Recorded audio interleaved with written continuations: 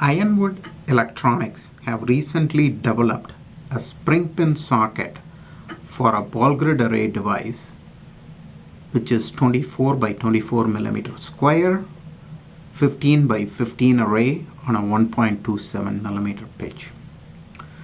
The socket is mechanically mounted using a stiffener plate on the backside, using screws that goes through the board and mounts to the socket.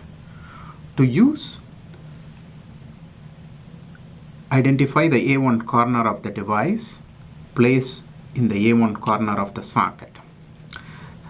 There are clearance area allowed for device removable. It has a double latch lid which has a spring-loaded integrated compression plate.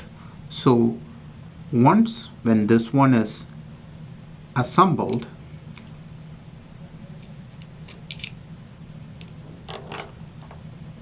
now the device is compressed and the whole device is connected to the target board.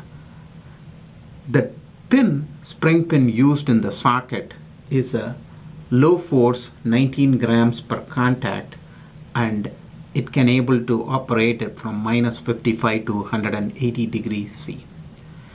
Thank you.